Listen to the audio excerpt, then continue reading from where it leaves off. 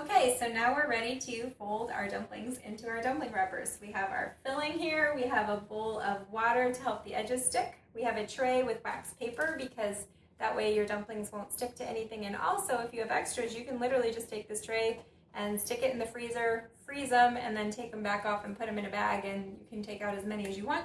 And we have our dumpling wrappers, and you'll notice that I covered them up with a towel because they will dry out really quickly and they're hard to work with if they dry out, so you want to make sure you cover them up in between.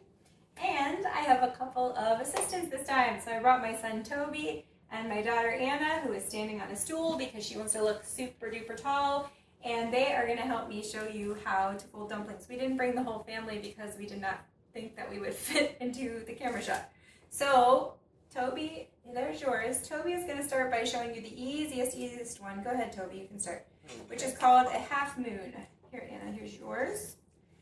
And Anna and I are also going to start by folding half moons because this is the first step of our other two folds we're going to show you.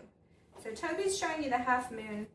Do you want to talk him through it, Toby? Sure. Okay. So you get a small amount that you put in an oblong shape down the middle of your... About 2 teaspoons. Yep. Yeah, about 2 teaspoons. And then you just dip your finger in the water and slowly make a water circle around the wrapper. And once you've completed it, you just fold it gently and then pinch it at the top. Then from there, you just start pinching down try to keep it straight, down the line, getting rid of all the little bubbles, and there you have it once you've made it airtight. Yep, and you want to make sure you squeeze and seal all those edges. That's especially down in the corners, that's going to be important. And that's called a half moon. Now you could boil it just like this, you could steam it just like this. So if you're going to boil it, you get your water boiling first, you drop them in, you want to stir them up a little so they don't stick together. And hold on, Anna, hang on to yours because I'm going to have you show them a hug.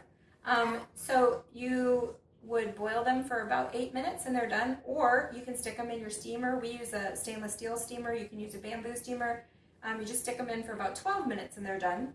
But if you want to cook them pot sticker style or pan fried, you need to help them stand up. See how Toby lays down? That's not so great for being in a pan. So Anna and I are going to show you 2 ways that they can stand up. Anna's going to show a hug first. Go ahead, Anna. So you put 2 corners with water. And you put 2 corners. You doing it? You don't want a lot of filling because it's hard to make it together. Yeah, but you did And it. then you have to squish it. And then there is your hug. Oh, that's beautiful hug. And then it's going to stand up. That one is like perfect. And the only thing about a hug is you have to make sure when you fold it around that the top doesn't come out because it always does, but that one looks beautiful. And then I'm going to take my half moon and I'm going to get the top wet again. This is something that the Chungs taught me. This isn't how the chefs do it. They do it a fancier way, but this is sort of a little bit of a cheat way to get a more traditional looking dumpling. And all I did was do a little fold, and then I'm going to do another little fold and another one like that on the one side, and then I go to the other side. And as I'm folding, I am pinching it together.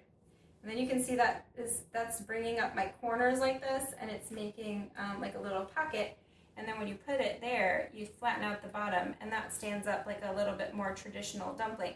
And those and the hugs, those are much easier to pan fry. This is probably the easiest one to pan fry, but those just look so cute. We wanted to show you. So there's 3 ways you can fold your dumplings. There's a million ways to fold dumplings too, so I'm sure you can find more styles, but those are the 3 that we do the most often. And now we are done with the folding when we bring people up, and we're going to finish all this folding, and then we're going to show you how to cook them.